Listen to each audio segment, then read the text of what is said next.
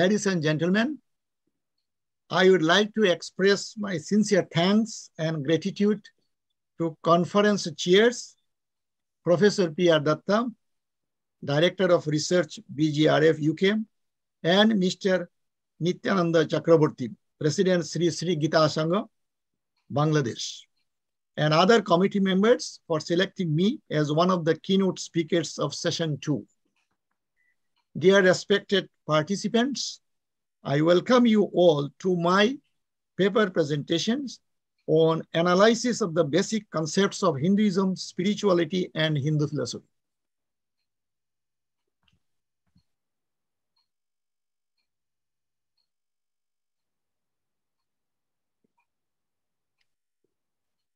The objectives of the paper is review of Hindu civilization, review and analysis of the basic concepts of Hinduism, discussions on the philosophies of Vedas, Upanishads, and Bhagavad Gita, and teachings of Srimad Bhagavad Gita.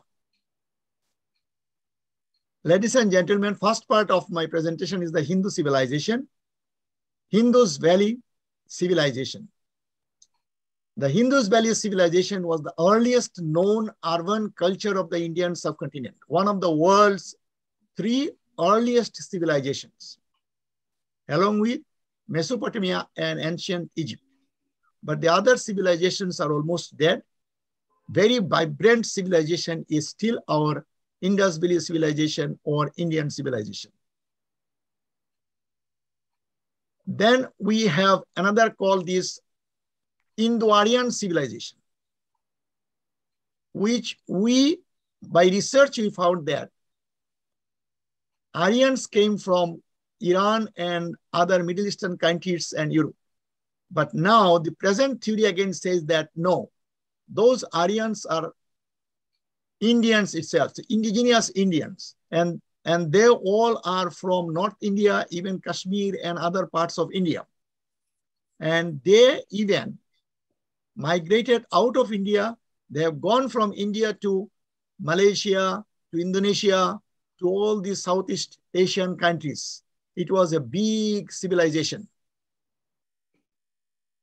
Then comes my, ladies and gentlemen, what we call this Saraswati tradition. Saraswati is one of the mightiest rivers, and that tradition is a 10,000 years old.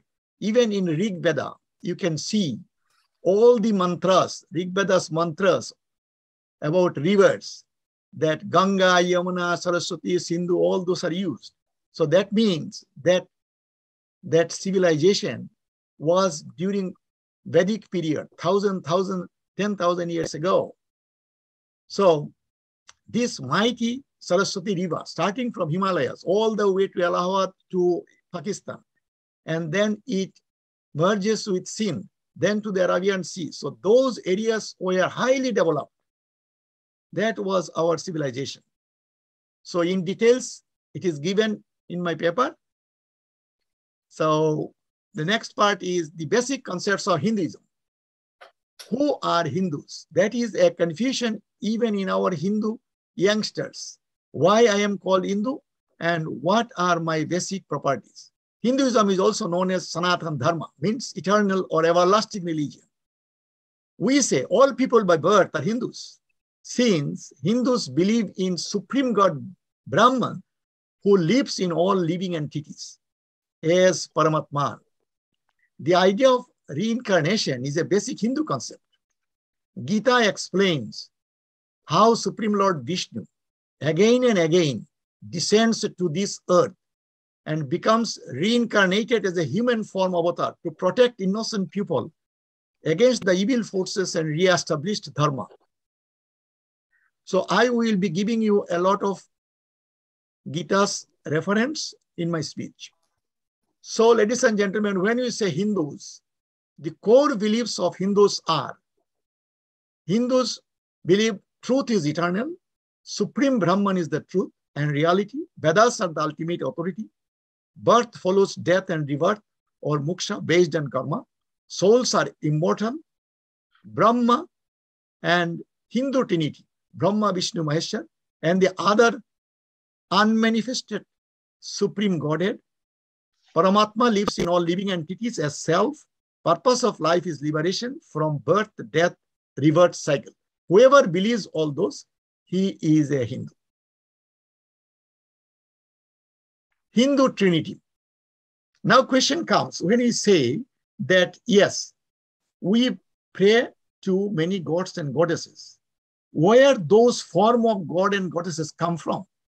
Ancient saints, through meditation, visualized unmanifested, unborn supreme power as manifested Bhagavan Vishnu, the conceived form of inconceivable supreme Brahman. Thus, Nirguna Brahman becomes Soguna Bhagavan Vishnu, who represents three gunas, as you know, Sattvic, Rajasic, and Tamasic. So these three gunas, passion for creation, that is the Brahma, goodness for preservation, that is Vishnu, ignorance for destruction, that is Shiva, and that is the human form of Lord Vishnu. Basic concepts of Hinduism. May I request you all to just keep your things silent, please. Reverend Swami Bhaktivedanta Prabhupada ji, under the ISKCON, created a new spirit and inspiration to Krishna devotees in particular and Sanatana Hindu Dharma in general. ISKCON temples and devotees are spreading all over the world to teach the message of Lord Krishna for Krishna consciousness and to promote Hindu faith and culture that Krishna is the only supreme power and he lives in every living entity as Paramatman. Hare Krishna Mahamantra can only bring peace and salvation to all human beings. Ladies and gentlemen, the next part is Vedas. These are all in the basic concepts of Hinduism. Vedas means eternal knowledge. Hinduism actually a Vedic religion and its philosophy is Vedanta. O Purusha, an authority, knowledge of the Supreme Brahman by himself. This is the only religion in this world that God by himself has given all the knowledge, spiritual knowledge, not through a messenger or a prophet or a saint. That's why we call,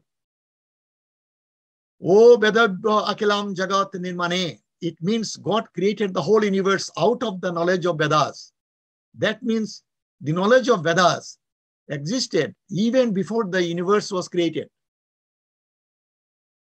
Then it is Vedavyasa who compiled and arranged the Vedas, Rig Veda, Yajur Veda, Samaveda, all this you know. So in Vedas, one confusion, one misconception is there that it seems polytheism is present.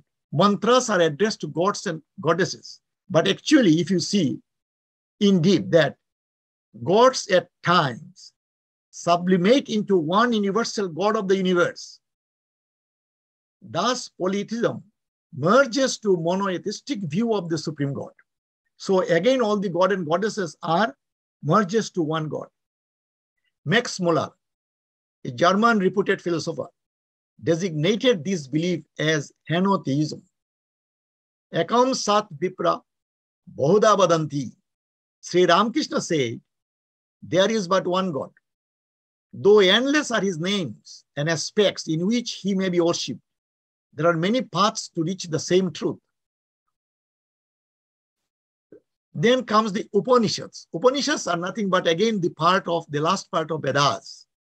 Upanishads deal with meditation and the existence of life, being, becoming, and reality.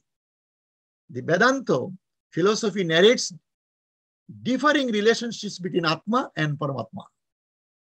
The Advaita Vedanta teaches the non-dualism of Jagat, Atman, and Brahman. Because we say Sarvabhute Bhagavan, that means all pervading. That means Jagat, Atman, and Brahman all are the same.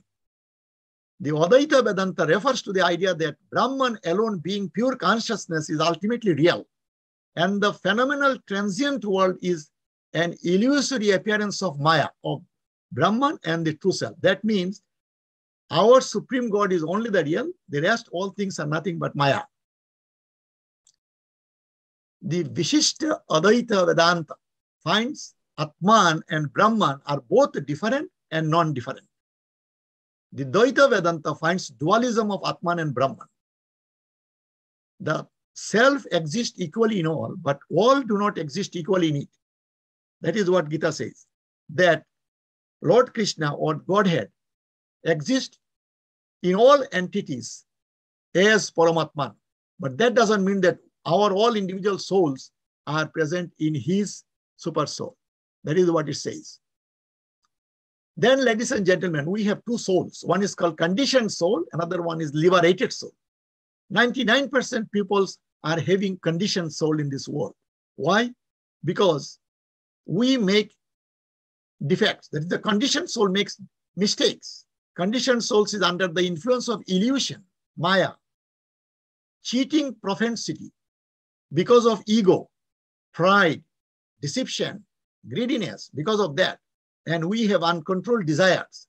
That are the criteria of a conditioned soul.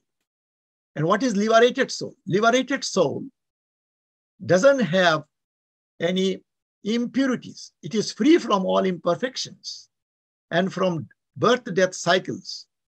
It is having full of spiritual knowledge. Worldly bondage comes from ignorance. Moksha attains in this life is called Jivan Mukti.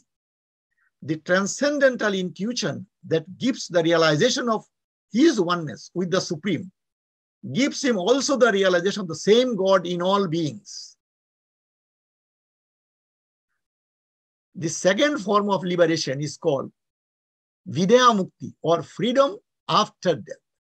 Here again, Lord Krishna said, the concerned person realizes the transcendental knowledge of the self and its identity with Brahman only at the time of death.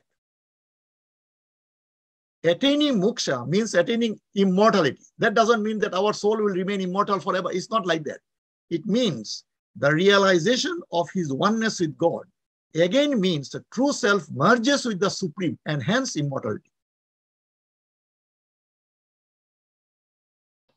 Ladies and gentlemen, this is very important. How to achieve spiritual consciousness. Self-realization or spiritual consciousness is the realization of the truth of Brahman in our own souls. By studying scriptures or by doing pujas, you cannot achieve it.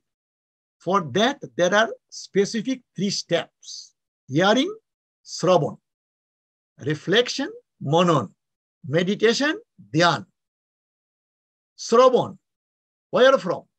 We must hear of the truth of God and of the Atman and hear from one unto whom it is revealed. That means enlightened soul. It means enlightened Guru. Shankaracharya says, rare and blessed person is the combination of 3 noble attributes: human birth, desire for liberation, and association with the holy man Guru. So, human birth, an animal cannot have spiritual consciousness. Remember, so to have spiritual consciousness or to have moksha, first thing is that you have to have a human birth. That is the first criteria. Second, one has to have one has to be very keen to, or desire for liberation. My friend, there are many people who are very much absorbed in material benefits, pleasures, and all those. They are not looking for liberation. So, Shankaracharya says, human birth, desire for liberation, and then you have to become a disciple of a holy man who's called Guru. So these are the conditions to be spiritually conscious or to be self-realized person. Anyway, so hearing alone is not enough. Since no teacher likes the blind acceptance of his teaching, we must reflect in order to gain intellectual conviction of what we have learned. The study of logic or of science aids us in reflection and philosophical thinking, trains up the mind, and this mental training must be supplemented by meditation. What is the effect of meditation? Meditation helps to control our restless mind, which is due to our imperfections caused by ignorance. And right knowledge can only remove this ignorance. These imperfections are immediate experience and cannot be removed by mere intellectual awareness of the true self. I explain this. Immediate experience means what? When you say imperfections, a person is having anger, A person is having passion. 5 minutes left. 5 minutes. A person is having all kinds of impurities that cannot be removed just by studying the scriptures. What you have to do? Another immediate experience is needed to annihilate the present relative experience of imperfections. This immediate perception of truth of the self and God is the effect of meditation. Only meditation can annihilate your immediate experience of imperfections. The highest form of meditation, as stated in Upanishad, is concentration upon the truth. Aham Brahmasmi. I am Brahman. This is the absolute Brahman, which is one with the inner self. Everybody cannot say Aham Brahmasmi. This is only when you achieve spiritual consciousness, what is also called Krishna consciousness. Okay, the last part of my speech is teachings of Bhagavad Gita. As you know that Bhagavad Gita, what actually Bhagavad Gita says to us? The Gita presents a synthesis of the Sanatana Dharma and the importance of spiritual knowledge for self-realization. You know what Einstein said? When I read the Bhagavad Gita, I asked myself how God created the universe. Everything else appears to be superfluous. Lord Krishna, in his discourse to Arjuna, explains the relationship of Atma and Paramatma, philosophy of his creation of all living and non-living entities and the universe, nature of karma, power of Prakriti, monotheistic bhakti, devotion, and the moksha. This is all about Gita. And Gita shows some competing spiritual paths for each person to achieve self-realization according to your suitability. The paths are the path of knowledge, the path of devotion, the path of action, and the path of left.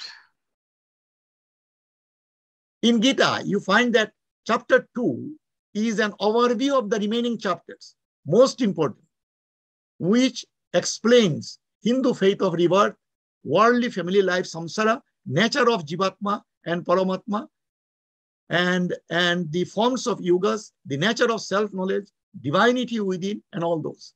So Mahatma Gandhi memorized the last 18 slokas of chapter 2, considering them as his true companion in his non-violence Indian movement. Ladies and gentlemen, in Gita, Krishna says one thing, that is, Krishna declares himself as the supreme Brahman and urges Arjuna to attain to his being by saying, many have attained my status, being free from passion, fear, anger, and taking refuge in me and purified by knowledge of me. This is the uniqueness of Hindu philosophy. This sloka is the center of all spiritual teachings of Gita. To attain to his being means Jivatma can merge with Paramatma, and hence one can declare Aham Brahmasmi. To make it simpler, Krishna again said to Arjuna, in whatever way people worship me, in the same way I fulfill your desires. After narrating all marks for self-realization, ladies and gentlemen, the nature of Prakriti and Purusha and the three natures and all those gunas, finally Krishna said, relinquishing all dharmas, take refuge in me alone. I will liberate thee from all sins. Grieve not. That your all sins will be removed by me. You just go and fight. That is your duty. Conclusion. Research found that ancient Hindu civilization, unlike other three great civilizations, is growing faster than ever across the world due to eternal spiritual values and inherent cultural and philosophical diversity. Hinduism is both monotheistic and henotheistic, but not polytheistic. Henotheism means one supreme God, but he can also be worshipped in many manifested forms of gods and goddesses. In Gita, Lord Krishna narrated that less wise people worship many gods for material benefits, and he only satisfies their desires. Ekam Sat Vipra Bahuda Vadanti means one supreme God, Brahman, is worshipped in different forms and names. Yob Vedabhuha Akilam Jagat Nirmane means God created the whole universe out of the knowledge of the Vedas. That means Vedic knowledge came even before the creation of the universe.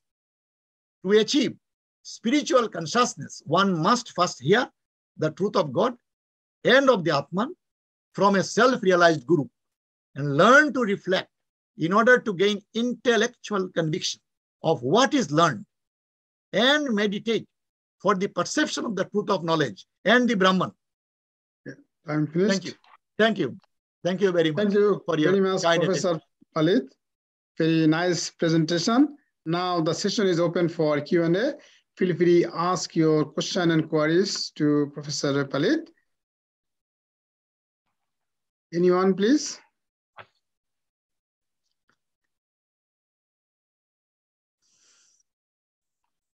Some questions inside chat box. So I request Avinash Kapoor, could you please express your question? You mentioned Bhagavad Gita deals with relation between action and knowledge. So it is got everything in human being could ask for his or her spiritual journey and accelerated growth. Could you please a little bit clarify, discuss your question, and then Professor, on the very first note, I thank you very much, Professor Sajal. This is really impressive, presentation, and I find a lot of insight for the first time as an observer. I'm here for the first time as an observer. I'm a professor from management side, marketing professor coming from India. I just express my, viewpoint. It is not a question to Professor Sajal, right? He's an authority in himself.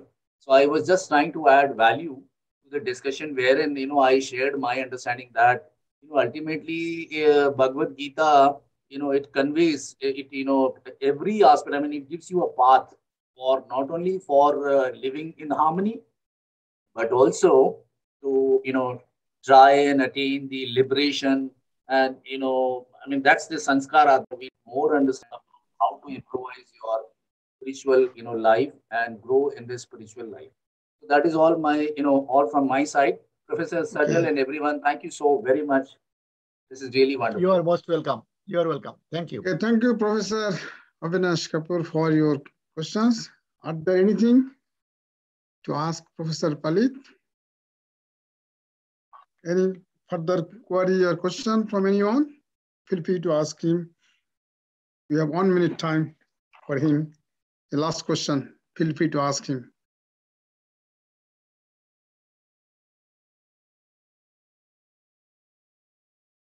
Okay, thank you very much, everyone. So hello, just for a second. My name is actually Tapan Kundu. I know Dr. Palit very well for a long time. And really, thank you very much, Palida, for inviting me to this session. My quick question is really, we are really doing this conversation on Bhagavad Gita here. Problem is that when I really interact with other Hindus or all these things, I found really only very limited people know about Gita. How could really expect? Just one observation here. This is really global conversation. Conference. It's only 60 people really at highest time. So many millions of people really Hindu, but only few. How could really spread this Gita knowledge across the globe, really wider? Thank you for your question. First problem is that Gita being written in Sanskrit, and then of course we have in Bengali as well, but the shlokas are not very easy to understand. So we need to write this in a very, very easy way so that one can understand Gita, and Gita's meanings and shlokas in different chapters are a little bit confusing, no doubt of it. It has different marks, and one mark is a little bit making confusion to the other mark. That's why Arjun from the beginning to the end was quite confused. And at the end, Krishna had to say, leave everything. Sarva dharman parityaja, everything you leave, only you surrender to me and do your duties. I will remove your all sins, but do your duties. So I say to all Hindus that if you cannot read the entire book, just read chapter 2. Enough. Chapter 2 you read where you will find the whole thing. Chapter 2, and then if you get time, you go for other chapters. Thank you. Okay.